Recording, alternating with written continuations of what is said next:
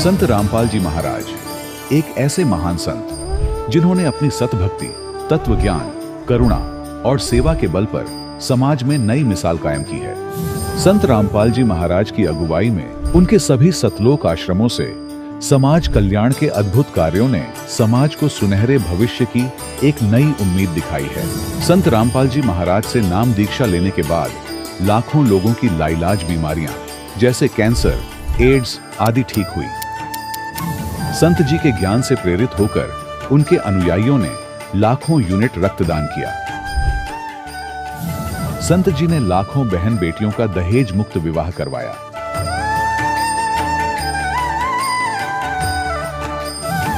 संत जी ने लाखों लोगों का नशा छुड़वाया, करोड़ों उजड़े परिवार बसे। संत जी के आश्रमों में समागम के दौरान निःशुल्क नेत्र चिकित्सा, दंत चिकित्सा प्रदान की जाती है। संत रामपाल जी महाराज द्वारा समय समय पर पर्यावरण संरक्षण के उद्देश्य से बड़े स्तर पर वृक्षारोपण किया जाता है। संत जी ने जरूरतमंदों को तत्काल राहत पहुंचाने के लिए एम्बुलेंस सेवा शुरू की।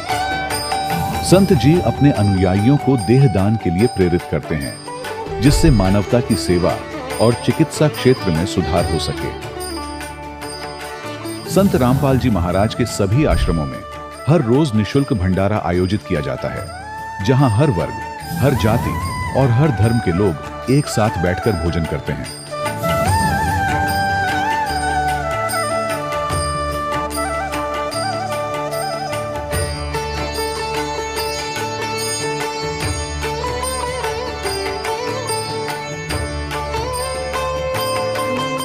संत रामपाल जी महाराज की अन्नपूर्णा मुहिम ने गरीब और बेसहारा लोगों के जीवन में एक नई ऊर्जा और उम्मीद को जन्म दिया है। घर घर खाद्य सामग्री और जरूरी मदद पहुंचाकर संत रामपाल जी महाराज ने लोगों को दुख और मजबूरी से लड़ने की ताकत प्रदान की है।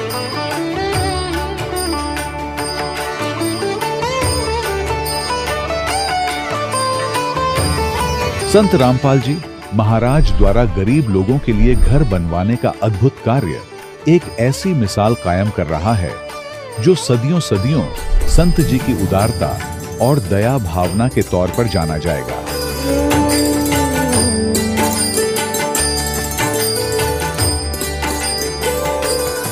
संत रामपाल जी महाराज के आश्रम में हजारों बुजुर्गों को सम्मान और प्यार के साथ जीवन जीने का अवसर मिलता है। उनके खाने, रहने और स्वास्थ्य की पूरी जिम्मेदारी संत रामपाल जी महाराज उठाते हैं। अनाथ बच्चों के लिए संत रामपाल जी महाराज के सभी आश्रम किसी वरदान से कम नहीं। यहाँ उन्हें शिक्षा, संस्कार और भविष्य के लिए बेहतर अवसर प्रदान किए जाते हैं।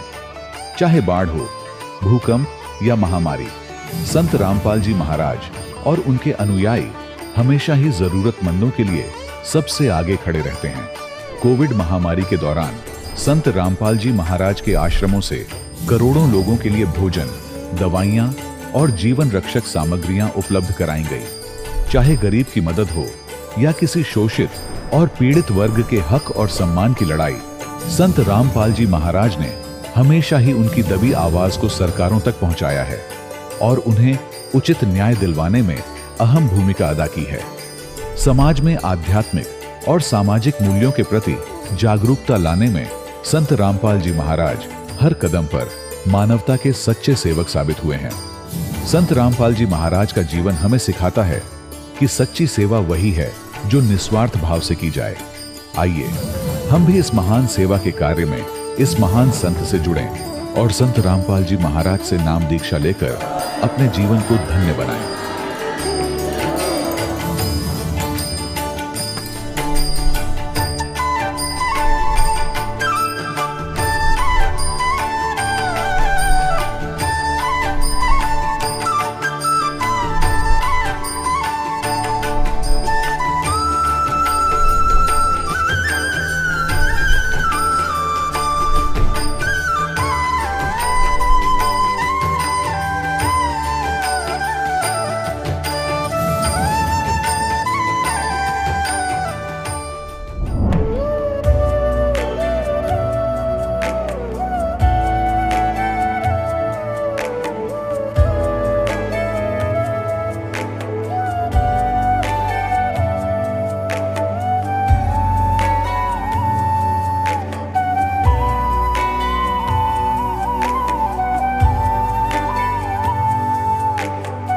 प्रभु राम देव भगवान अल्लाह खुदा ईश आदि नाम एक ही शक्ति के हैं।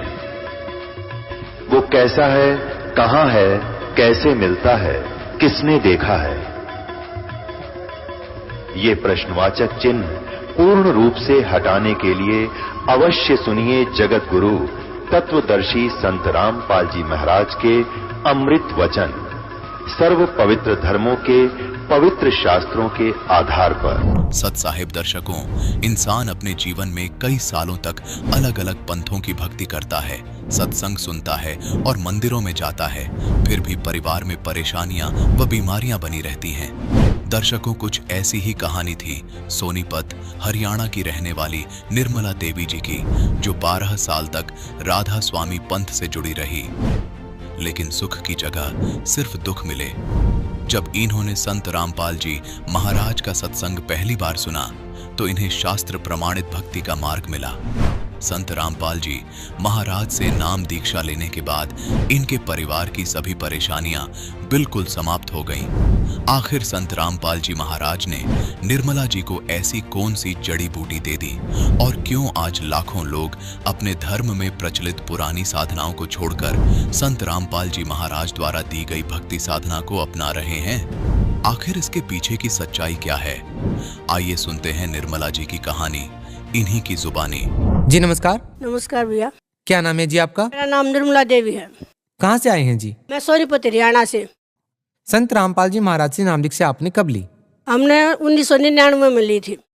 हम आपसे ये जानना चाहते हैं कि आपने संत रामपाल जी महाराज से नाम दीक्षा क्यों ली? ऐसा है सर जी, हम पहले राधा स्वामी का नाम ले रहे थे। कितने साल तक आप राधा स्वामी पंथ से जुड़े रहे? हमने 12 साल राधा स्वामी में कंटिन्यू वहाँ गए हैं, सत्संग सुने और भक्ति करी, लेकिन जितनी दुखी मैं थी शायद ही कोई होगा, क्योंकि मेरे हस्बैंड को 550 शुगर थी और बीपी हाई की भी इतनी ज्यादा शिकायत थी। अगर मुझे तो अपने बालकों का पालना और उनको रोटी खिलाना बड़ा मुश्किल था। तो उस हमने जिस दिन राधा स्वामी से नाम लिया था उस दिन से 12 साल वो दिन देखे हैं। अगर मैं तेन हुए परमात्मा ये दिन कोई ना देखा, मालिक ऐसा किसी के साथ ना हो। तो फिर आप संत रामपाल जी महाराज से कैसे जुड़े? संत रामपाल जी महाराज जी की शरण में जाना भी एक अजूबा ही था। जैसे ही पहला ही सत्संग सोनीपत में संत रामपाल महाराज जी का था, उसी दिन मेरे को पता चला कि सोनीपत में कोई संत आए हैं और उनका सत्संग है। तो मैंने अपने हस्बैंड से प्रार्थना करी, मगा जी आज एक सत्संग है, आप वहाँ चलियो। इनको बहुत ज्यादा शुगर थी, जैसे वहाँ आया करते ड्यूटी से, तो इनकी इतनी थकावट आ करती, हमको साथ साथ चलना पड़ा करता। इनमें इतनी हिम्मत नहीं थी कि ये घर में अंदर घुसने के बाद अपनी चारपाई ही पकड़ लिया करते। ये बोले मैं मुश्किल था ड्यूटी पर तो आया, सॉरी मैं नहीं जा सकता। मगर ऐसा है, देखो नहीं सुना है संता की शरण में जाए तो कुछ काम मत सरिया करे और आपने चलना पड़ेगा। बोले मैं नहीं जा सकता। मैं बोली जाना पड़ेगा, अगर आप नहीं जाओगे मैं जरूर जाऊंगी। बोले आप जल्दी जाएगी, आओगी कैसे? मगर जी मैं रिक्शा से आ जाएंगी, पैदल आ जाएंगी, पर मैं जाऊंगी। वो परमात्मा की प्रेरणा थी, वो सतगुरु रामपाल जी महाराज जी की प्रेरणा थी। और जी मैं आ गई और मैंने सत्संग सुना। जैसे ही मैं सत्संग में बैठी, परमात्मा राधा स्वामी के ही ऊपर सत्संग फरमा रहे थे। मैं खूब रोई है परमात्मा, इस गड्ढे में तो मैं भी पड़ रही हूँ, परमात्मा मैंने भी निकालियो। माता जी, हम आपसे यहाँ पर यह भी जानना चाहेंगे कि पहले आप राधा स्वामी पंथ से जुड़े हुए थे, फिर आपको ऐसा क्यों लगा कि संत रामपाल जी महाराज जी का सत्संग सुनना चाहिए? सर जी, मैंने जो दिन देखे हैं उनके मेरे का एकदम मेरे हृदय में इतनी वो होगी, जहाँ मैं हूँ मैं गलत हूँ। और संत रामपाल जी महाराज जी का सत्संग सुनने के बाद तुरंत मेरी आत्मा ने मेरे को एकदम ऐसा झकझोर दिया कि अब मैं सही ठिकाने पाएगी, मैं यहाँ से नहीं जा सकती। सत्संग के बाद मेरे हस्बैंड कहने लगे चलो सत्संग समापन हो गया। मैं बोली जी मैं नहीं जा सकती। बोले क्यों? अगर नाम मैं नाम लूंगी। बोला नाम तो तू ले रही है। मगर जी नहीं, अब मैं ठिकाने पाएगी, अब मैं नाम लिए बिना नहीं जाएंगी। बोले ठीक है। परमात्मा ने कहा भाई जिसने नाम दान लेना है बैठ जाओ और कल सत्संग फिर होगा। मैं बैठ गई। मैंने परमात्मा तो बताई, संत रामपाल जी महाराज जी मैं 12 साल से राधा स्वामी का नाम ले रही थी। गुरु जी बोले बेटा जेरे में पड़ी थी, नाम ले लो। मैंने नाम लिया। नाम लेकर हमने परमात्मा की दया से, संत रामपाल जी महाराज जी की दया से इतने सुख हुए। अगर मेरे आदमी की साथ मैंने पैड़ी हम चढ़ना पड़ा करता, अगर उनको छत पर जाना पड़ गया था, उनमें इतनी हिम्मत नहीं थी कि वो अकेले चले जाओ। और उस मालिक की दया से आज कहीं भी जाओ हैं, अकेले जाओ हैं, चाहे वो 500 किलोमीटर का टूर भी कराया हूँ अपनी सर्विस में। माता जी, आपसे एक बात और पूछना चाहेंगे कि 12 साल तक आप राधा स्वामी पंथ से जुड़े रहे हैं और अब आप संत रामपाल जी महाराज जी से जुड़े हुए, आपके जीवन का इतना समय 2 संतों के सानिध्य में बीता है। तो हम आपसे ये जानना चाहेंगे कि दोनों संतों की भक्ति विधि में क्या अंतर आपको लगता है और आपकी जिंदगी में अब संत रामपाल जी महाराज जी से नाम दीक्षा लेने के बाद क्या बदलाव आए हैं? सर, जब मैं राधा स्वामी से जुड़ी हुई थी तो मेरे घर में भूत प्रेत की इतनी ज्यादा बाधा थी, मेरे छोटे लड़के को बहुत ज्यादा, और मुझे बहुत दिक्कत आती थी। और जब मैंने संत रामपाल जी महाराज जी का नाम ले लिया, फिर लड़के को भी दवा दिया, उसके बाद मेरे घर में इतने सुख हो गए। अब मैं बताना चाहूँ परमात्मा मुझे क्या क्या सुख हुए से। और अब संत रामपाल जी महाराज की दया से मेरे पति की शुगर बिल्कुल नॉर्मल आ गई, और मैं भी बीमार थी, मेरे भी हाइपरथायराइड था। संत रामपाल जी महाराज की दया से आज मैं 1 पैसे की भी दवाई नहीं लेती। इतना परमात्मा की दया से हमारे घर में सुख हो गया, क्योंकि वो भक्ति काल की भक्ति कर रहे थे। और जब भी मैंने उसी दिन सत्संग में जब सुना, संत रामपाल जी महाराज जी ने बताया कि उनके ये मंत्र हैं, और वो मैंने सुना, तो मैंने ये उसी टाइम परमात्मा के चरणों में सिर टेक दिया और मैंने नामदान ले लिया। इससे पहले आप राधा स्वामी पंथ से जुड़े हुए थे। आपको ऐसी कौन सी वो बातें लगती हैं जो संत रामपाल जी महाराज ने राधा स्वामी पंथ से अलग बताई, हटके बताई, जिनको सुनने के बाद आपने संत रामपाल जी महाराज जी से नाम दीक्षा ली और वो बातें आपको कहीं और जानने को नहीं मिली? ऐसा है जी, रामपाल जी महाराज जी की शरण में आने के बाद हमने सत भक्ति मिल गई, शास्त्र आधारित प्रमाण सहित, कि हम भी पढ़े लिखे हैं और हमारे गुरु जी ने जो ज्ञान बताया संत रामपाल जी महाराज जी ने, वो ज्ञान हमने खुली आंखों से पुस्तकों में पढ़ा है।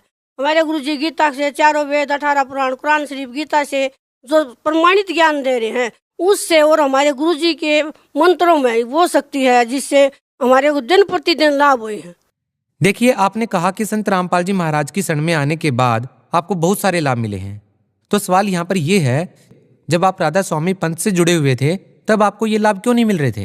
जी, राधा स्वामी सत्संग में जब हम जाया करते, हम बहुत दुखी थे, तो मैं जिस भी बहन भगतनी तो मिलती तो मैं ये पूछा करती, अगर मेरे ये कष्ट है, तो वो ये कहा करते कि ये तो देखो भोगने ही पड़ेंगे, ये तो आपके कर्म का है। जब कर्म ही नहीं करते तो बताओ हम कैसे सुखी हो सके थे।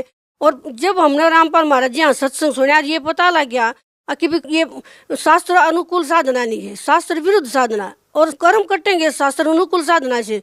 तो हमने फिर अपने रामपाल महाराज जी यहाँ नाम ले लिया। उसके बाद मेरे इतने सुख हुए परमात्मा की दया से, मैं बयान नहीं कर सकती। सुबह से शाम तक भी और शाम से सुबह तक भी इतने।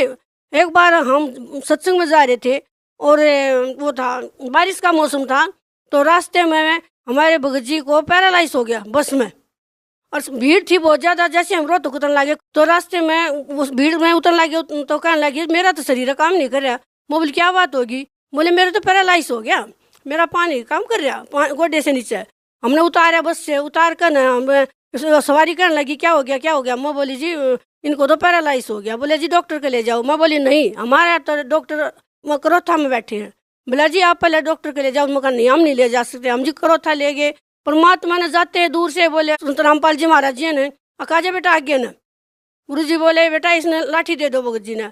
परमात्मा की दया से, संत रामपाल जी महाराज जी की दया से एक दिन लाठी के सहारे, दूसरे दिन डंडे के सहारे, तीसरे दिन बंदी छोड़ सतगुरु रामपाल जी महाराज की दया से कूदते आए। सर जी 1 पैसे की भी दवाई नहीं ली। 3 दिन में बंदी छोड़ सतगुरु रामपाल जी महाराज की दया से पैरालाइज का, और जबकि सुई मार के देख ली थी, ये कर लिया था इस बात का सेटिस्फेक्शन, वाक्य में पैरालाइज था।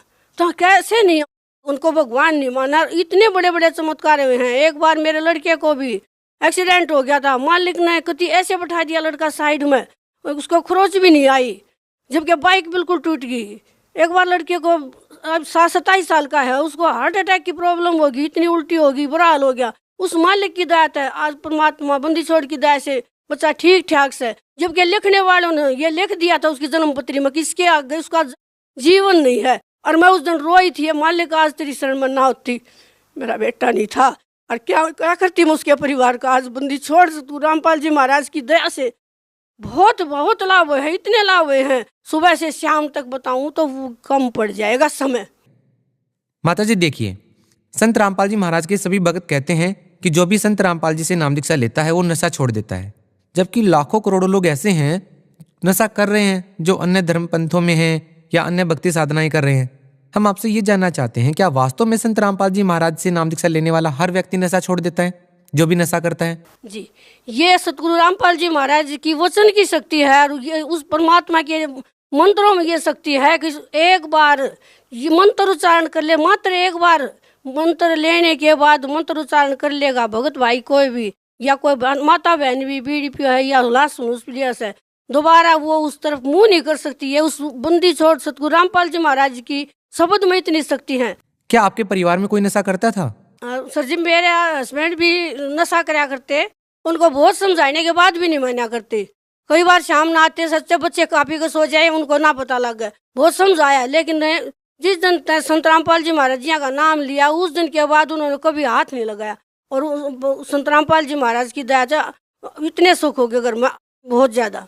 जी, आप भगत समाज को क्या संदेश देना चाहेंगे? भगत समाज को मैं ये हाथ जोड़ कर प्रार्थना करना चाहूंगी, खास करके आज भी जो मेरे भाई बहन राधा स्वामी में फंस रहे हैं, मेरे रिश्तेदार भी फंस रहे हैं, मुझे करबद्ध हो गया, प्रार्थना करना चाहूंगी अपना मनुष्य जन्म बचाने के लिए आ जाओ उस भगवान की शरण में। ये पूर्ण परमात्मा बंदी छोड़ कबीर साहिब के स्वरूप में रामपाल महाराज जी के शरीर में आ रहे हैं और अपना आत्म कल्याण करा लो। ये सच्ची भक्ति दे रहे हैं, शास्त्र अनुकूल, और अपना बेड़ा पार करा लो। इतने सुख सबने देवा है हमारे गुरु जी संत रामपाल जी महाराज। बहुत बहुत धन्यवाद माता जी। साहिब दर्शकों, अभी आपने सुने संत रामपाल जी महाराज से दीक्षा प्राप्त करके सुखी हुए भक्त के अनुभव। अब देखिए जगत गुरु तत्वदर्शी संत रामपाल जी महाराज के मंगल प्रवचन। वहां ब्रज के अक्षेत्र को डबोना चाहता था वर्षा गणी करके, फल डला करके। तो श्री कृष्ण जी ने उसके सारे उस प्रयत्न को, फल डलाने के उद्देश्य को, उस गोवर्धन पर्वत को अपने हाथ से उठाकर आसमान में काफी ऊंचा कर दिया और पूरी व्रज नगरी के ऊपर के वो पहाड़ छा दिया। इंद्र ने खूब अपना प्रयत्न कर लिया, सारी वर्षा कर ली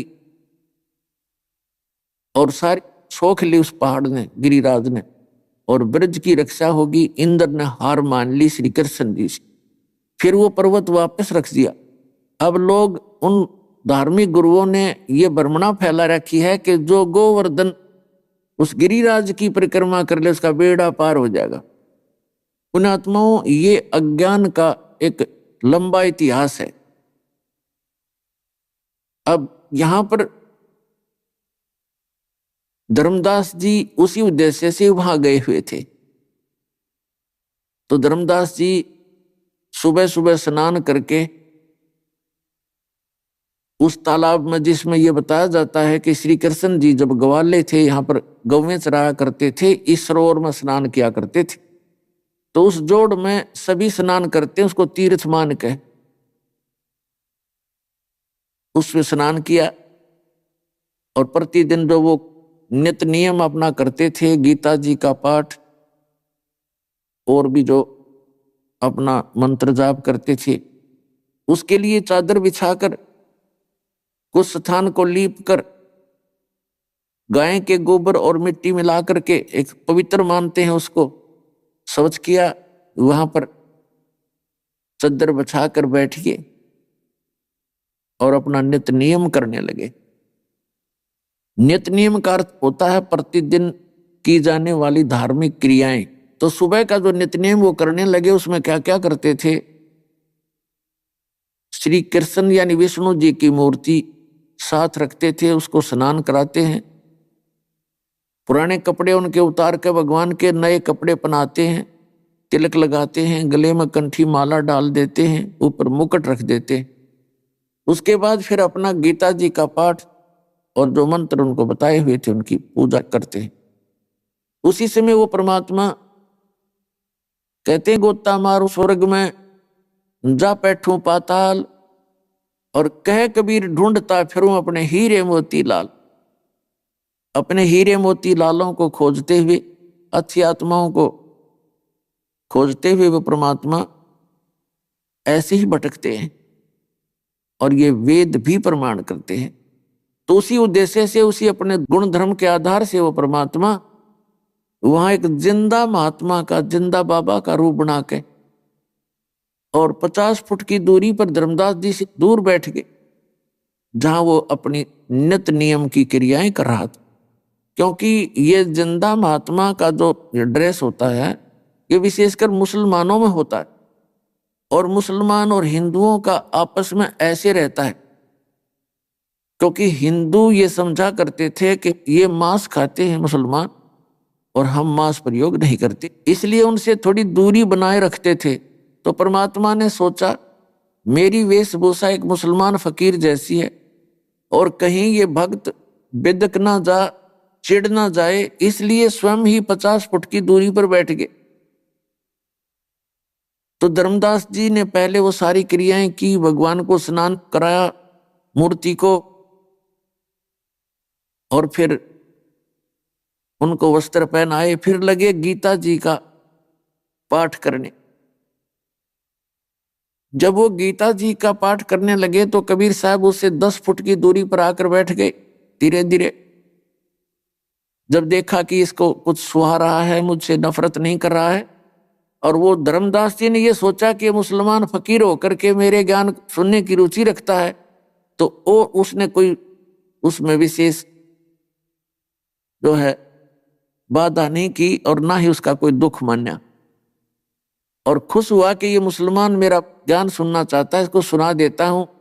गीता जी के वैसे तो हम प्रतिदिन संस्कृत ही पढ़ा करते थे, लेकिन उसके साथ अनुवाद भी जो था उसके आधार से वो अनुवाद भी करके सुनाने लग गया धर्मदास जी। अब परमात्मा ऐसे गर्दन हिला रहे थे।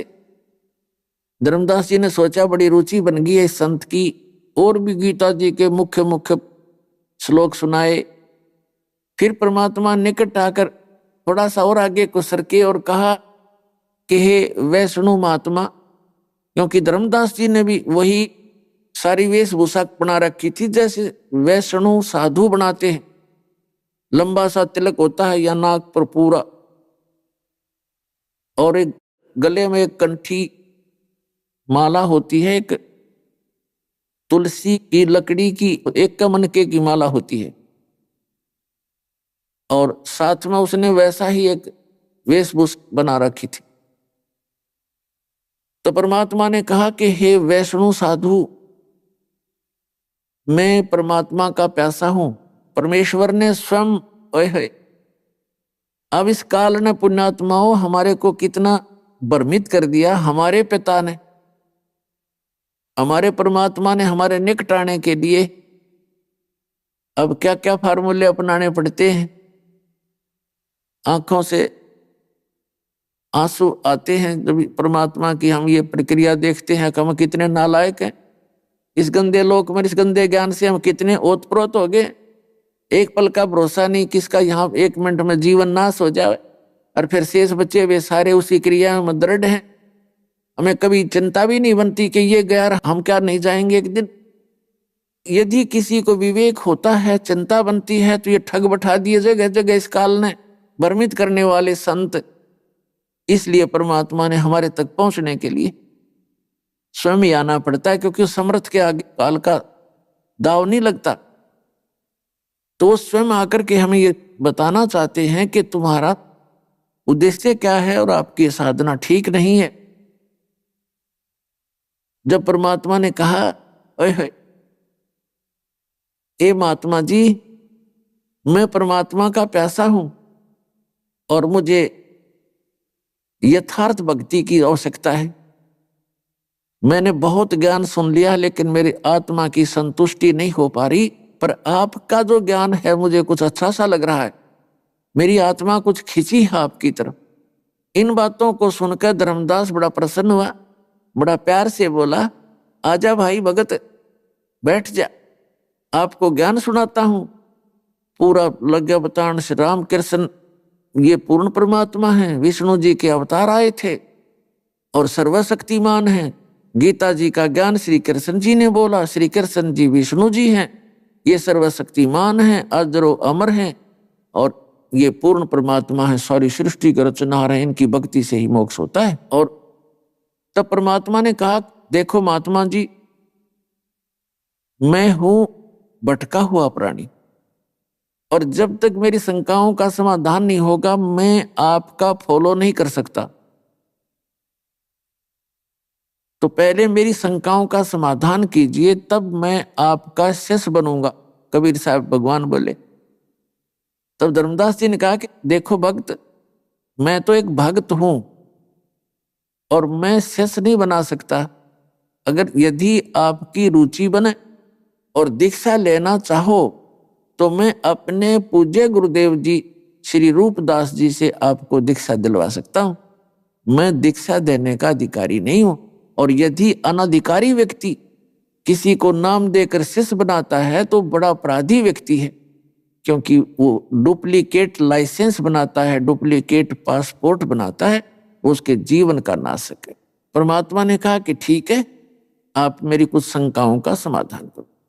अभी आप जी ने बताया, परमेश्वर कबीर जी ने धर्मदास जी से प्रश्न किया कि अभी आप जी ने बताया कि श्री विष्णु जी सर्वशक्तिमान हैं और सबके मालिक हैं, यही पूजा के योग्य हैं, इनसे हटकर कोई भगवान नहीं है, सुप्रीम पावर है, यही 3 रूप धारण करते हैं। ब्रह्मा बनकर उत्पत्ति करते हैं, विष्णु बनकर जो है सतीथि करते हैं और शिव का रूप धारण करके संहार करते। ऐसा धर्मदास जी बता रहे थे भगवान के सामने। तो परमात्मा ने कहा कि अभी आपकी इस पुस्तक से आपने बहुत कुछ प्रमाण दिया, तो ये क्या चीज है जो आप ले रहे, पुस्तक का नाम क्या है? तब धर्मदास जी ने कहा कि ये पवित्र ग्रंथ है, श्रीमद् भगवत गीता है, और ये भगवान श्री कृष्ण जी ने अपने मुख कमल से बोली है। और भगवान श्री कृष्ण स्वयं विष्णु जी ही आए हुए थे हमें ज्ञान देने के लिए, अर्जुन के माध्यम से ये पूरे मानव के कल्याण के लिए वाणी बोली है। तो परमात्मा ने कहा कि आप कह रहे हो ये गीता का ज्ञान श्री कृष्ण यानी विष्णु जी ने बोला आपके शब्दों में, कहा जी, और आप इनको अजर अमर भी बता रहे हो, कहा जी ये तो बिल्कुल सत्य है। तो गीता अध्याय नंबर 2 के श्लोक नंबर 12 में, अभी आपने पढ़ा गीता अध्याय नंबर 4 के श्लोक 5 और 9 में, और गीता अध्याय नंबर 10 के श्लोक नंबर 2 में ये गीता ज्ञान देने वाला आपका भगवान विष्णु अर्थात कृष्ण ये कह रहा कि अर्जुन तेरे और मेरे बहुत जन्म हो चुके हैं, तू नहीं जानता मैं जानता हूं। तो यह अविनाशी नहीं हुआ।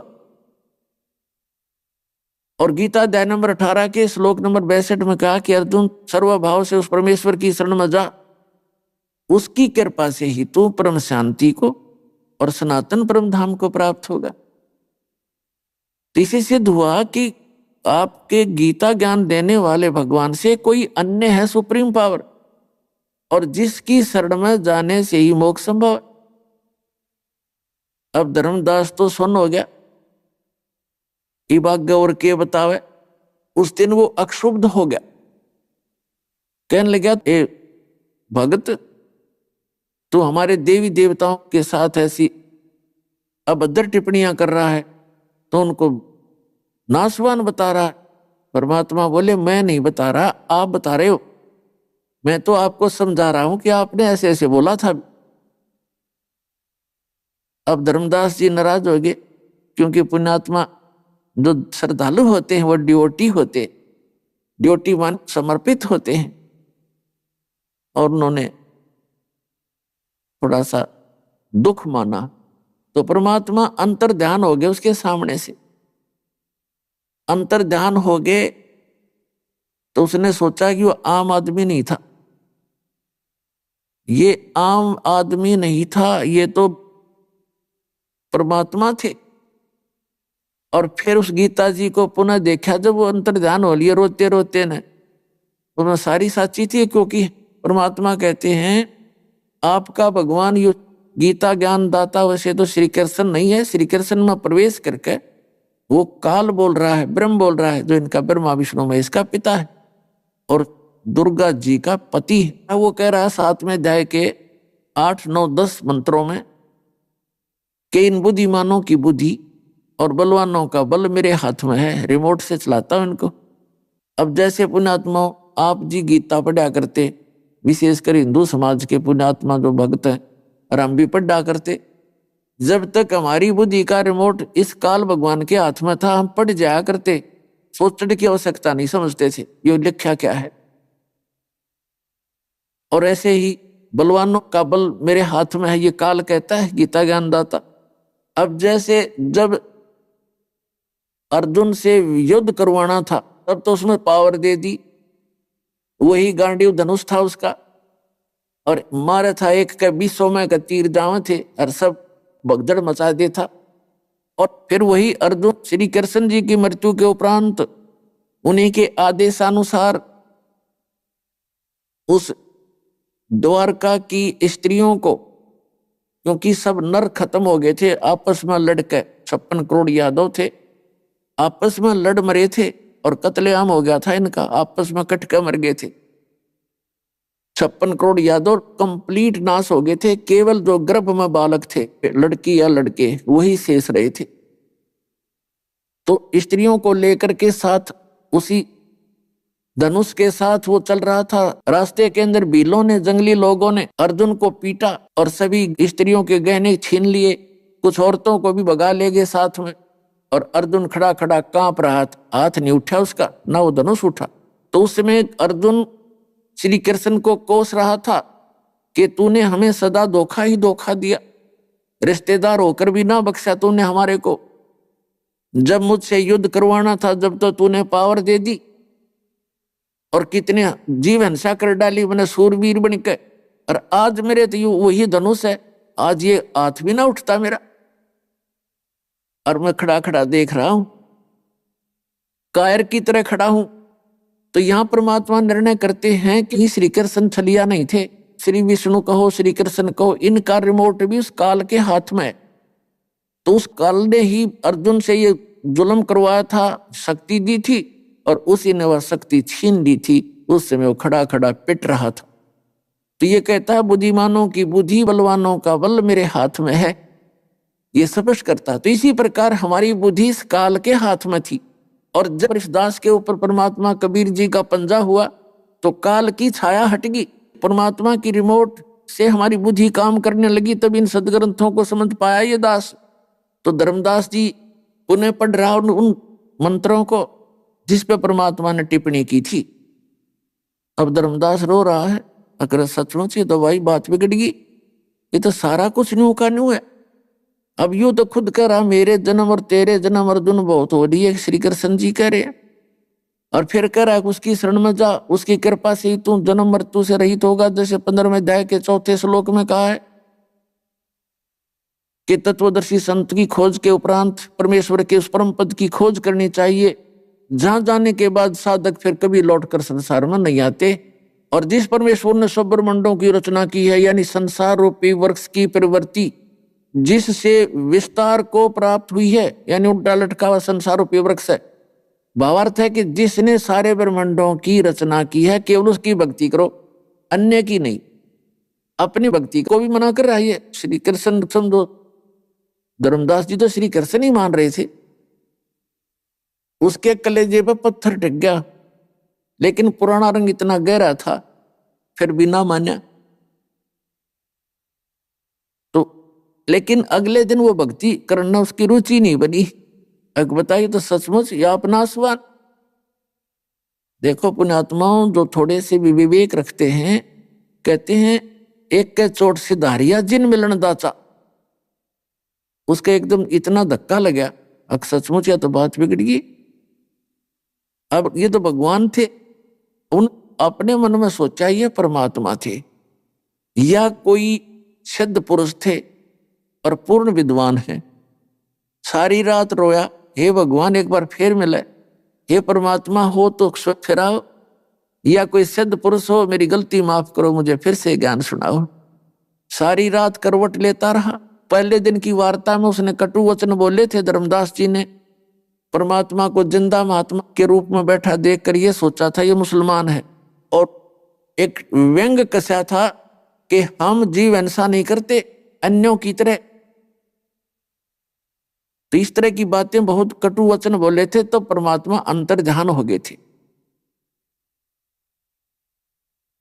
उसमें अगले दिन धर्मदास जी ने सोचा अब क्या तो भक्ति करूं। परमात्मा की काफी डिस्कस हुई थी कि पहले दिन जब परमात्मा ने कहा कि धर्मदास जी, आप जिस सरोवर में स्नान करके बाहर आए हो, क्या इससे मोक्ष होगा? ये तीर्थ आपका? कहा जी होगा। अरे इसमें आपसे पहले ये जीव जंतु, मछली, कछुए, मेंढक, ये सारा जीवन इस समय व्यतीत करें, ये कितना मोक्ष हो दिखते। तो इस तरह की बहुत सी बातें परमात्मा ने उसे डिस्कस की थी, जिससे वो क्षुब्ध हो गया था। अब उसको सारी बात समझ में आवा कि सचमुच हम तो एक दिन नहावे इस तीर्थ में, और ये मेंढक, कछुए, मछली, इसी के अंदर जीव जंतु सारे ही रहते, एक दूसरे को उसने खा रहा है, उसको खा रहा है, इनका बुरा हाल हो रहा है, इनको कहाँ चैन है? क्या तीर्थ में नहाने से शांति होती है? इनको पहले होनी चाहिए जो इसमें मछली है, कछुए हैं, मेंढक हैं। अब फिर बुद्धि काम करने लगेगी परमात्मा के ज्ञान के बाद। उसको कुछ दिखाई देने लगा कि सचमुच हम तो गलत रास्ता चल पड़े। हे परमात्मा, एक बार फिर आइए, एक बार फिर से दर्शन दो, मैं सारी बात सुनूंगा। अब सुबह उठा धर्मदास जी, वो अपने नित्यनेम करा करता हुआ, घंटी घंटी बजाया करता, भगवान ने नवाया करता, वो छोड़ छाड़ दी क्योंकि रुचि नहीं बनी। अगले दिन फिर उसने क्या किया, वक्त से उठा, जैसा भी उसने अपना लिपा पोती करके, मड प्लास्टर करते हैं, लीपते हैं गाय के गोबर और मिट्टी को मिला करके, तो वहां पर भोजन बनाया। भोजन बनाने के लिए चूल्हा चढ़ाया, लकड़ी लाई, एक मोटी लकड़ी, उसमें सहयोगी लकड़ी लगा के आग जला दी, ऊपर अपना सब्जी बनाई, फिर रोटी पोई, भात बनाई। अंधेरा था, सुबह वक्त से उठा, वो लकड़ी जलती जलती चूल्हे के पास आगी, वो मोटी लकड़ी, वह बीच से थोची थी, होलो थी, और उसमें कुछ वो गीलापन भी था क्योंकि जंगल से तोड़कर लाया था, थोड़ा थोड़ा गीलापन था, ज्यादा नहीं। तो उसमें क्या था कि जो थोथी लकड़ी थी लंबी 2-2.5 फुट की, वो जलती जलती आकर के 8-9 इंच की शेष रह गई थी। उसमें से चींटियां निकल रही थी मुंह में अंडे लेकर, और बाहर निकलने की चेष्टा करें, आगे से तो जल रही थी अग्नि से, बाहर निकलने की चेष्टा कर रही थी। कुछ तो धुएं से, जो थोथी लकड़ी में से धुआं और उसकी झल आ रही थी, तपत आ रही थी अग्नि की, उसमें जल रही थी। बाहर निकलने की चेष्टा कर रहे थे, तो उस लकड़ी के एंड में आखिर में एक तरल पदार्थ सा उबलता है, पानी सा, हीट के कारण, तो वो निकलने की चेष्टा करें, उसके अंदर गिरे, चटक देसी मर जावे। अब धर्मदास ने ये सारा कुछ देखा, कौतुक, सारा शरीर कांप गया उस भगत आत्मा का। अरे आज तो मैंने जुल्म कर दिया, हे भगवान, ये तो बहुत लंबी लकड़ी थी और ये तो सारी जल गई, और इसमें तो ना जाने करोड़ों की संख्या में चींटी होंगी, और ये तो सभी जल गई। हे भगवान, मैं तो पाप का भागी हो गया। तुरंत पानी डाला, जल डाल के उसको बुझाया लकड़ी को, जितनी रोटी बन गई थी सो बन गई, आगे नहीं बनाई। तकरीबन भोजन तैयार हो चुका था। अब उसने बहुत दुख हुआ, हे भगवान, आज कौन सा पाप आगे अड़ गया मेरा, इतने ढेर सारे पाप आज ही हो गए, हे भगवान अब क्या करूं। थोड़ी देर में उसने अपने आप प्रेरणा हुई कि आज मैं निराहार रहूंगा और ये भोजन किसी साधु संत को खिला दूंगा, मुझे दोष नहीं लगेगा। अपने ही आप उसने ऐसा संकल्प लिया, अपनी बुद्धि से ऐसा विचार करके उस सारे भोजन को एक थाली में रख के ऊपर सुंदर स्वच्छ कपड़ा डाल के संत की तलाश में निकल लिया। आगे क्या देखा वो परमात्मा, जैसे हिंदू लोग जिनको साधु मानते हैं, ये दाढ़ी बड़ी हो और लाल से कपड़े हो, सिर पे बड़ी जटा हो, गले में माला हो, हैं, या कति नी वस्त्र हो तो एक लंगोट हो, बाकी राख रमा रखी हो, या मूंड मुंडा रखा हो, कति उस तरह फिरा रखा और लाल कपड़े जरूर हो, तो हम ऐसे को साधु मानते।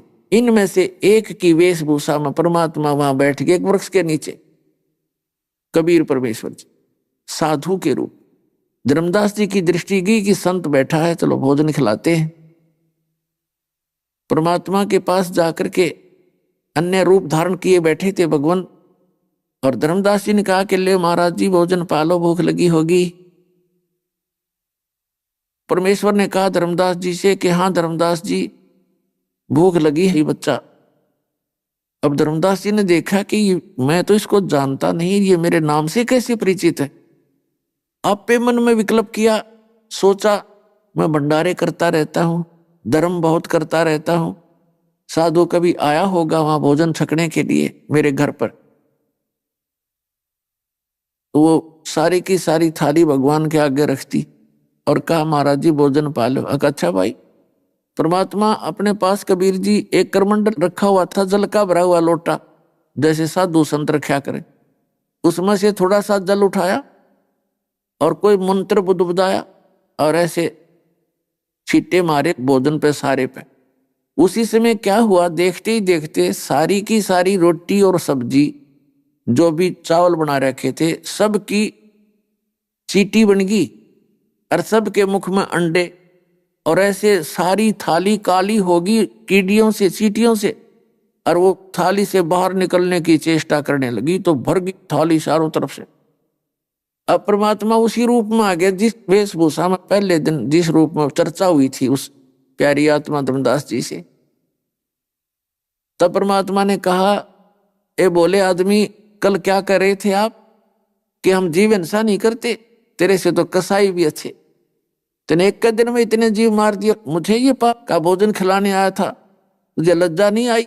अब देखकर उसी परमात्मा के रूप में चरणों में गिर गए, बुरी तरह रोने लगे।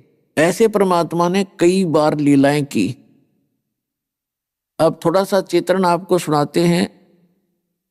पुण्यात्माओं, सौभाग्य पुण्यात्माओं का, पुण्यकर्मी प्राणियों का, आप जी को ये स्थान प्राप्त हुआ जहां पर यथार्थ ज्ञान दिया जाता है और यथार्थ भक्ति विधि बताई जाती।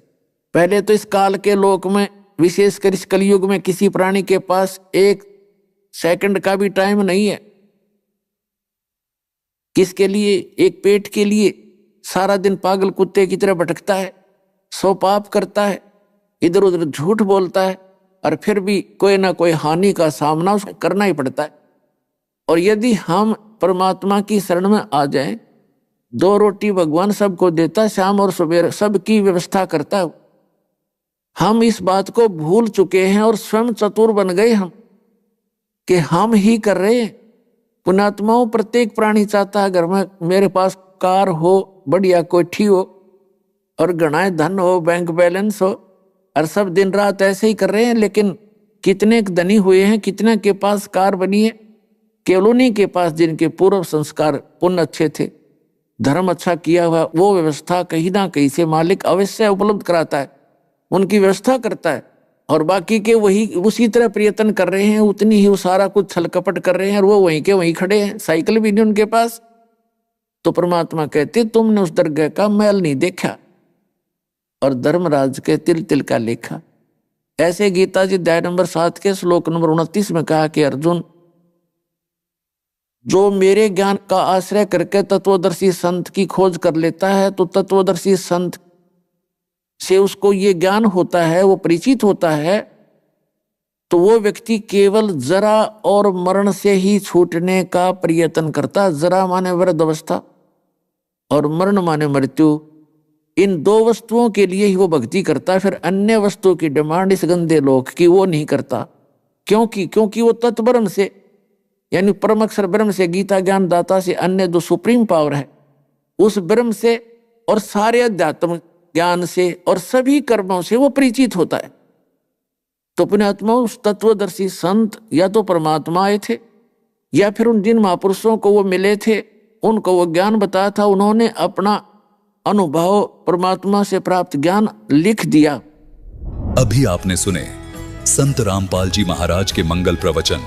आइए अब सुनते हैं संत रामपाल जी महाराज से नाम दीक्षा लेकर सतभक्ति करके अद्भुत लाभ प्राप्त करने वाले अनुयायी के विचार। दर्शकों, साधक अपने दुखों का निवारण करवाने के लिए न जाने कितने प्रयत्न करता है, और जब उसे उन साधनाओं से कोई लाभ नहीं होता दिखाई देता तो वह धर्म गुरुओं के दरवाजे खटखटाता है। ऐसी ही एक कहानी है दिल्ली के रहने वाले सोमदत्त जी की। सोमदत्त जी परमात्मा प्राप्ति के लिए 30 साल राधा स्वामी पंथ से जुड़े रहे। उनके द्वारा बताई गई भक्ति साधना करते रहे, लेकिन फिर भी इन्हें कोई लाभ नहीं मिला। सोमदत्त जी शारीरिक रूप से और मानसिक रूप से पीड़ित हो चुके थे। इन्हें कोई भी आध्यात्मिक संतुष्टि नहीं मिल रही थी। लेकिन आज सोमदत्त जी का कहना है कि मेरी जिंदगी तब बदली जब मुझे संत रामपाल जी महाराज की शरण मिली।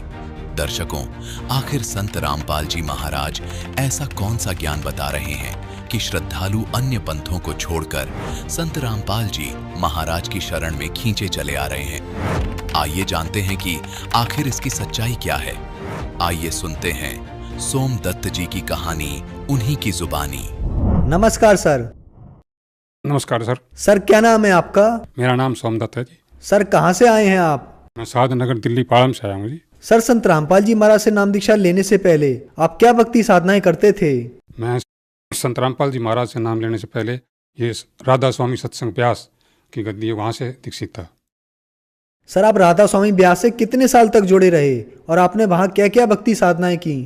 मैं वहाँ से करीब 30 साल राधा स्वामी जो गद्दी थी उसकी मैं दीक्षित रहा हूँ। और जैसे वो भक्ति बताया करते थे वैसे अपने मतलब दिल से करते भी थे, लेकिन कोई विशेष लाभ उसमें नहीं होता। वो उसमें 5 मंत्र देते थे, ज्योत निरंजन, ओंकार, रंकार, सोहंग और सतनाम, लेकिन उसका विशेष लाभ कोई नहीं मिला जी। बस करते रहे। फिर एक बार हमारी पत्नी को जो है पित्त की थैली में जैसे पथरी थी तो उसका बार बार दर्द उठता था। तो हम उसके इलाज के लिए काफ़ी मतलब वैद्यों से भी दिखाया, उधर भी दिखाया। डॉक्टरों का तो ये इलाज था कि इसका ऑपरेशन करवाना पड़ेगा, लेकिन पत्नी हमारी ऐसे थोड़ी कमज़ोर दिल की है, उसने कभी ऑपरेशन के लिए तैयारी अपनी करी नहीं। 31 मार्च 2005 की बात है। तो उस दिन मैंने छुट्टी कर रखी थी घर पे। तो पेपर ये जो हिंदुस्तान जो नवभारत टाइम्स है उसमें एक न्यूज़ आई थी, अगराधा स्वामी सत्संग के अंदर एक जो है सेवा के अंदर ट्रक जा रहा था, जिसके अंदर 62 टोटल उनके सेवादारी मतलब बैठे हुए थे, सेवा के लिए जा रहे थे।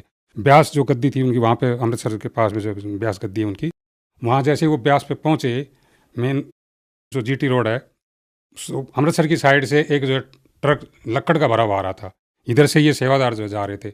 तो दोनों करीब होते हैं मेन रोड पर करीब 60-65 की तो स्पीड आम होती है जो है व्हीकल की। तो दोनों आपस में एकदम ऐसे भिड़ गए। तो जो लक्कड़ वाला जो था वो तो सब लक्कड़ से बिखर गए, और ये जो सेवादार जो जा रहे थे इनके भी जो है लाशें ऐसे बिखर गई जैसे बेर बिखर जाते हैं रोड के ऊपर, और उसमें से एक भी नहीं बचा था। इवन ड्राइवर भी वहीं ख़त्म हो गया था, 62 की 62 खत्म हो गई। और उसमें ज़्यादातर जो है ऐसे थे नौजवान लड़के, कोई 30 साल का था, कोई 35 साल का था, कोई 40 साल का था, हमारे जैसा बुजुर्ग कोई 60-65 का, उसमें कोई 1-2 ही था। अब परमात्मा की सेवा में जा रहे हैं वहाँ, और उसको परमात्मा समझते थे भाई चलो हमारी हर तरह की राहत मिलती है, भाई शारीरिक भी, मानसिक भी, जैसे भी आध्यात्मिक भी, लेकिन उसी के दर पे जा रहे हैं, वहीं जा कर के सारे खत्म हो गए। तो वो जैसे मैंने न्यूज़ उस दिन देखी, पढ़ी पेपर के अंदर, तो मुझे बहुत दुख हुआ, बहुत रोना आया, मैं सारा दिन रोता रहा। और मुझे एक ही चीज़ उससे मतलब आभास हुआ कि भाई ये भगवान नहीं है, हम तो ऐसे ही जो है काल के चक्कर में कहीं फंसे हुए थे। मतलब ऐसी घृणा हो गई।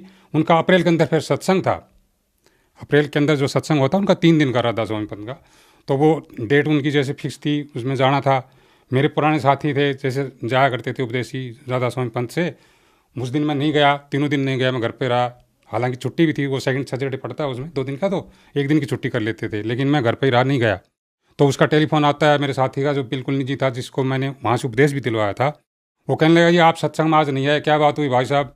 मैंने कहा मुझको भाई ये तो काल का मार्ग है, ये तो भगवान नहीं है, यहाँ तो बहुत बड़ा धोखा हो रहा हमारे साथ में, मैं इसमें नहीं मानता। परमात्मा कहीं धरती पे होंगे तो उस परमात्मा की खोज करेंगे अब तो। ऐसा मैंने कह के उनको टाल दिया। वो नाराज़ होने लगा, कहता आपने इतने जीवों को जोड़ दिया, आप कैसे कर रहे हो, ये परमात्मा नहीं है। मगर आपने न्यूज़ देखा सुना था, अभी 31 मार्च की बात है, 31 मार्च 2005 में पेपर में नवभारत टाइम्स में आप पढ़ के देखना, आपके पास रखा होगा, तो 2-3 दिन पहले की बात है मगर ये। और वो कहने लगे जी देखा था, लेकिन ये तो प्रारब्ध के अनुसार भुगतना ही पड़ता है। मगर इसमें प्रारब्ध क्या करेगा बताओ? जब हम परमात्मा की शरण में जा रहे हैं, उसको भगवान मानते हैं, तो हमें इन दुखों से, कष्टों से भी राहत नहीं मिलती है, तो फिर क्या भक्ति करने का क्या फ़ायदा हमारा? यानी मेरे बिल्कुल घृणा हो गई जब तक मेरे को संत रामपाल जी महाराज से कोई मतलब किसी तरह का भी कोई मतलब भेद नहीं मिला था। तो फिर वो नाराज़ हो गए, कहने लगी ऐसे कैसे चलेगा, आपने तो इतने जो है इतने साल भक्ति करी, छोड़ दिया, काल के उल्टे आप ही काल के मार्ग में चले गए, हमें कह रहे हो काल का मार्ग बता रहे हो। मगर जो कुछ भी है मैं तो ये जो है इधर झाँकूंगा भी नहीं। इसके बाद मैंने उनको स्पष्ट बोल दिया तो सर आपने बताया कि आप राधा स्वामी डेरा ब्यास की 30 साल तक भक्ति करते रहे, लेकिन आपको बहुत बड़ा झटका लगा जब राधा स्वामी ब्यास की तरफ 62 लोग जा रहे थे और ब्यास के आउटर पर पहुंचते ही उनका एक्सीडेंट हुआ और वो 62 की मौत हो गई, जिससे आपको लगा कि राधा स्वामी डेरा ब्यास जो है वो असली भक्ति नहीं है बल्कि एक काल का मार्ग है, गलत भक्ति है। तो फिर संत रामपाल जी महाराज की शरण में आप कैसे आए? उसके बाद क्या होता जी, चैनल चलता था तो मैं चैनल पे और भी जैसे धार्मिक संत महंतों के सत्संग जैसे प्रवचन आते रहते हैं, धार्मिक चैनल पर मैं सुनता रहता था, भाई कौन क्या कह रहा है नहीं कह रहा। तो वो जो खास कोई विशेष मुझे छोटी मोटी उनकी बातें कोई लगती थी वो नोट कर लेता था पेपर पे, लेकिन जो दिल से संतुष्टि नहीं हुई। फिर करते करते जो है ये करीब सितंबर 2005 की बात है, तो जैसे ही मैं वो धार्मिक सत्संग देखता था तो करीब 8:30 बजे का टाइम होता था उन दिनों। तो गुरु जी का जो है ये रामपाल जी महाराज, संत रामपाल जी महाराज का चल रहा था प्रोग्राम। तो मैंने देखा ये संत तो मतलब अजीब से ही लग रहे हैं और ये बता रहे हैं, वो शेरां वाली का जब जिक्र करते थे, शेरां वाली जो माता है अष्टांगी, इसका जैसे हम 5-7 उपदेशी बैठ जाते थे तो ये चर्चा होती थी, जी आदि कुमारी है। पूछते थे भाई एक तरफ तो इसको आदि शक्ति कहते हैं, दूसरी तरफ कहते हैं जी ये जय माता की बोलते हैं। ये बात समझ में नहीं आती, भाई माता जी तो कोई विवाहित औरत को बोलते हैं, कुंवारी लड़की को तो माता जी नहीं कहते। तो मतलब किसी के पास ये संतोषजनक जवाब मिलता ही नहीं था, ये मतलब संदेह रहता था। लेकिन उस दिन बाई चांस जो है ऐसा हुआ, परमात्मा संत रामपाल जी महाराज का वो चैनल खुल गया, उस पर देखा तो वो यही चर्चा शेरां वाली माता के ऊपर ही बोल रहे थे। अगर भाई ये जो शेरां वाली माता है ना, ये जो है एक विवाहिता औरत है और ये ज्योत निरंजन जो काल है ये इसका पति है। जैसे ही मैंने ये दो मेरे कान में जैसे लफ्ज पड़े, जस्ट टीवी को खुलते ही, तो मेरे को खुशी का ठिकाना नहीं रहा और मैंने सोचा भाई भगवान आज मिल गए मुझे, जब जिसकी तलाश थी ना वो भगवान आज मिल गए। उसके बाद हम जो है आश्रम गए और ये 10 सितंबर 2005 की संत रामपाल जी महाराज से दीक्षा ली। सर संत रामपाल जी महाराज से नाम दीक्षा लेने के बाद आपको क्या लाभ प्राप्त हुए? सबसे बड़ा लाभ तो सर ये हुआ कि जिस मतलब मोक्ष मार्ग जिसे कहते हैं भाई ये मनुष्य जन्म मोक्ष मार्ग के लिए मिला है, वो सबसे बड़ा फायदा है कि हमें मोक्ष मार्ग संत रामपाल जी महाराज की कृपा से हमें मिला और उसको जैसे उन्होंने बताया है उसी के अनुसार हम उसका अनुसरण कर रहे हैं।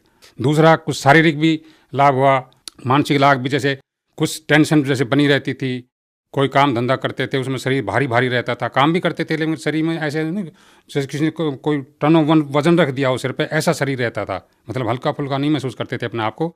जैसे रामपाल जी महाराज से दीक्षा ली उसके बाद शरीर ऐसे एकदम हल्का फुल्का हो गया और एक तरह से मतलब अंदर खुशी सी मतलब छाई रहती है, कोई उदासी महसूस नहीं होती। जब हमने 10 अप्रैल 2005 को संत रामपाल जी महाराज से दीक्षा ली तो उस टाइम हमने कोई किसी प्रकार की भी प्रार्थना नहीं करी थी अलग से, भाई ये हमारे पास ये कष्ट है, हमारे ऊपर ये कष्ट है जी दूर कर दो। जो पत्नी को जो है 13-14 साल से पित्त की थैली में पथरी थी और 13-14 साल से हमने डॉक्टरी इलाज भी करवाया, लेकिन उन्होंने डॉक्टरी इलाज में यही कहा था कि इसका ऑपरेशन के सिवाय और कोई चारा नहीं है। लेकिन जैसे ही हमने 9 सितंबर 2005 में जैसे संत रामपाल जी महाराज से दीक्षा ली, उसके तुरंत उसी क्षण से आज तक वो पित्त की थैली का दर्द बिल्कुल ही हमारी पत्नी को नहीं होता है। फिर उसके बाद उसको जीवन दान भी, मेरी पत्नी को जीवन दान भी 1-2 दफ़े परमात्मा ने दिया है। पहली दफ़े तो ये 24 अगस्त 2011 की बात है। उस समय जो है इसी वजह से शुगर की जैसे प्रॉब्लम ज़्यादा बढ़ जाती है तो मैंने उनको एडमिट करवा रखा था। तो जैसे उन्होंने 19 तारीख से इलाज शुरू किया तो उसकी तबीयत बजाय ठीक होने के गिरती चली गई। तो मैंने देखा दवाई ट्रीटमेंट भी दे रहे हैं फिर भी उनकी तबीयत गिरती जा रही है, क्या कारण है? अब डॉक्टर भी नहीं बता रहे, दवाई पे दवाई दे जा रहे हैं, क्योंकि पैनल हमारा वैसे सर्विस किया करते थे सरकारी हॉस्पिटल को पैनल पे मिला हुआ था तो वो अपने दवाई दे रहे थे, चल रहा था। 24 तारीख तक मतलब इतनी गिरावट में आ गई, अब मैंने अंदर से उम्मीद छोड़ दी थी शायद इसको ऐसे ही डेड बॉडी लेके जानी पड़ेगी। तो 24 तारीख को जैसे दिन की बात है, जैसे खाना हॉस्पिटल का आता है मरीज़ के लिए, मेरा अलग से जो है लड़की लेके आई थी, मैंने खाना अपना भी खा लिया, उसने भी खाना खा लिया था। तो वो आधे घंटे के लिए जैसे मरीज़ की आंख लग जाती है तो बेड पर से सो गई थी, कुछ सो रही थी, कुछ अर्धचेतन अवस्था में थी। तो उसको एकदम से इतनी ज़बरदस्त हंसी आई, ज़ोर से खिलखिला के हंसी खूब। फिर मैंने सोचा कि इसकी आंख तो बंद है, खिलखिला के हंस रही है, क्या कारण है, चलो जब ये उठेगी तो पूछेंगे। तो जैसे ही वो आधे घंटे बाद उसकी आंख खुली तो मैंने पूछा कि क्या बात थी, तो बड़ी ज़बरदस्त ज़ोर से हंसी आई थी। तो वो कहती, फिर वो दोबारा हंस पड़ी। फिर मैं बताओ क्या कारण था? तो वो कहती है बताऊँ असली बात क्या थी। अब संत रामपाल जी महाराज गुरु जी आए थे, कह रही है पत्नी, अब गुरु जी आए थे अभी और ये डॉक्टर खड़े थे, सबको डांट मार रहे थे, अब तुम मेरे मरीज़ को, मेरे बच्चे को कैसे मार दोगे? ढंग की दवाई दे दो नहीं तो तुम्हें टांग दूंगा, ऐसे कह रहे थे। तब मुझे हंसी आ गई, इसलिए हंसी थी मैं। तो फिर मेरे को चलो, ये तो परमात्मा दया कर दी, संत रामपाल जी महाराज की कृपा होगी, अब तो मुझे उम्मीद है कि अब से इसको डेड बॉडी नहीं लेगा। मैंने अपने दिल में सोचा, उसको तो नहीं बताया। फिर जो है उसके बाद 2 घंटे बाद ऐसे डॉक्टर सर्वे पे आते हैं शाम को देखने के लिए, पूछते हैं मरीज को क्या हाल है। तो मैं उनसे डॉक्टर से फिर जो है डांट मार के कहने लगा, तुम्हें 5 दिन हो गया इस मरीज को रखे हुए और तुम दवाई दे रहे हो, एक जो है 1 पैसे का आराम नहीं नजर आ रहा इसको, क्या कारण है बताओ। वो कहने जी सर जी हम दवाई बढ़िया देंगे, ऐसी कोई बात नहीं है, दवाई तो अब भी बढ़िया दे रहे हैं, बाकी दवाई बदल देते हैं। तो जैसे ही उन्होंने उसके बाद 2 घंटे बाद एक टेबलेट, कोई छोटी सी टेबलेट लाए और कोई सारी दवाइयाँ बंद कर दी, जो 3-4 तरह के इंजेक्शन थे वो भी बंद कर दिए। एक ही टेबलेट दी उन्होंने, वो शाम को दी और सुबह दी, और सुबह फिर 11 बजे जो है दूसरे दिन छुट्टी कर दी। संत रामपाल जी महाराज की दया से मेरी पत्नी को इतना लाभ मिला, उनको जीवन दान एक तरीके से समझिए उनको मिला।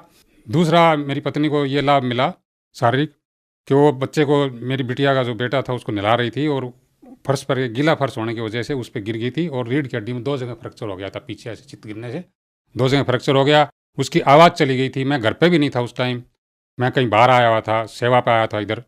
तो उन्होंने बताया मेरे को टेलीफोन करके ऐसी ऐसी बात हो गई है और मम्मी को चोट लग गई है। कोई बात नहीं। फिर मैं शाम को जैसे घर पहुंचा तो देखा उसकी आवाज़ बंद थी, उठ भी नहीं पा रही थी। उसको हॉस्पिटल ले गए, डॉक्टर कहने लगे उसकी पैर हिला रहे थे, ऐसे भाई ऐसे ऐसे करके पैर हिला रहे थे, कहीं पैर तो आपके सही जो है सुन नहीं है। और वो देखते हैं पैरालिटिक हो जाता है रीढ़ की हड्डी में जैसे चोट लगती है। तो उन्होंने जो है करीब 10 दिन वहाँ हॉस्पिटल में रखा उसको इलाज के लिए, और वो दवाई पेन किलर वगैरह देते रहे, उसी से जो है उसको थोड़ा बहुत रिलीफ वैसे मिल गया था टेम्परेरी। लेकिन वो जब वो आवाज़ नहीं आ रही थी तो वो डॉक्टर अलग से पर्दे में जा कर के साइड में सलाह मशुरा करते थे, बोले भाई ये तो अजीब केस है और ये आप बोल कैसे रही है, मतलब जिंदा भी कैसे, इसको पैरालिटिक हो जाना चाहिए था, अब तक तो ये खत्म हो जानी चाहिए थी, 2 जगह इसकी फ्रैक्चर है रीढ़ की हड्डी में। तो मतलब वो ट्रीटमेंट भी दे रहे थे और अचंभित भी थे वो। तो फिर जैसे हमने तो पता था भाई संत रामपाल जी महाराज से हमने जैसे दीक्षित ले रखी है, उनकी कृपा से ठीक हो जाएंगे। उसी दौरान जो है 9 जून का इधर रोहतक के अंदर भंडारा था, उसमें उसने कहने लगी मैं भी जाऊँगी। मैंने कहा कि ऐसे कैसे जा पाओगे, हम तो हॉस्पिटल में एडमिट हैं, जबकि हमें 12 जून को छुट्टी मिली थी उस दौरान। तो कहने लगी कैसे भी हो, चाहे मर ना हो, मैं जाऊंगी ज़रूर। डॉक्टरों ने भी जो है परमिशन नहीं दे रहे थे, कहते भाई हम ऐसी हालत में कैसे परमिशन दे सकते हैं, आप कह रहे हो ये ऐसी मरीज जाने का थोड़ी है। लेकिन संत रामपाल जी महाराज की ऐसी कृपा रही, हमसे स्पेशल गाड़ी करके ले गए और उसको उसमें बैठा लेटा करके, और भंडारा भी वहाँ पर किया, भंडारा करके फिर वापस आ भी गए हम 4 घंटे में। ऐसी मतलब दया मेरे संत रामपाल जी महाराज की रही, और उसको जीवन रात वो बिल्कुल ठीक है, अपने पैरों पर चल सकती है आराम से, कोई ये नहीं कह सकता इसकी रीढ़ हड्डी में कोई ऐसी प्रॉब्लम आई थी। एक बार मैं रास्ते में जा रहा था, रास्ते में चलते चलते पैर पे मेरे को सांप सर्प ने काट लिया था, और उसके लिए मैंने कोई इलाज वगैरह भी नहीं किया। संत रामपाल जी महाराज की कृपा से वो बिल्कुल, मैं आज बिल्कुल ठीक ठाक हूँ, कोई किसी प्रकार की मेरे पैर में कोई परेशानी नहीं है, और मैं 15 दिन में बिल्कुल नॉर्मल अपने आप को महसूस करने लगा था। सर, आपने बताया कि एक भयानक एक्सीडेंट जो राधा स्वामी डेरा ब्यास में हुआ, उसे देखने के बाद आपका दिल टूट गया था राधा स्वामी डेरा ब्यास से। उसके बाद आपने संत रामपाल जी का ज्ञान सुना समझा, तो संत रामपाल जी से आपने नाम दीक्षा ली, और संत रामपाल जी से नाम दीक्षा लेने के बाद शारीरिक और आध्यात्मिक लाभ हुए। आपकी पत्नी को भी लाभ मिला, उनकी बीमारी से उन्हें निजात मिला। तो जो श्रद्धालु आपको देख रहे हैं, आप उन्हें क्या संदेश देना चाहेंगे? उनको मैं यही कहना चाहूँगा, जैसे और जितने भी नकली संत हैं या राधा स्वामी पंथ जैसे और भी बहुत से नकली पंथ चल रहे हैं, वो सारे काल के मार्ग हैं, और जो शास्त्र भी उनके पास कोई भी शास्त्र के अनुसार कोई साधना नहीं है। और ये संत रामपाल जी महाराज शास्त्रों के अनुसार जो है जितने भी हमारे धार्मिक पवित्र ग्रंथ हैं, जैसे बाइबल है, कुरान शरीफ है, पवित्र 4 वेद हैं, गीता जी है, इनमें जो छुपे हुए गूढ़ रहस्य को इन्होंने खोल खोल के सारा समझाया दिखाया है। उन्हीं के अनुसार जो है शास्त्र अनुसार साधना करने से ही हमें जो है सच्चा मोक्ष मिल सकता है और सच्ची साधना मिल सकती है। और बाकी इनको छोड़ करके पूरे विश्व में कोई भी इनके मतलब बराबर कोई संत नहीं है। सर्व भक्त समाज से मेरी हाथ जोड़ करके विनती है कि संत रामपाल जी महाराज से अपनी दीक्षा लेकर के अपना आत्म कल्याण करवाएं, अपने परिवार का भी आत्म कल्याण करवाएं। धन्यवाद सर। धन्यवाद।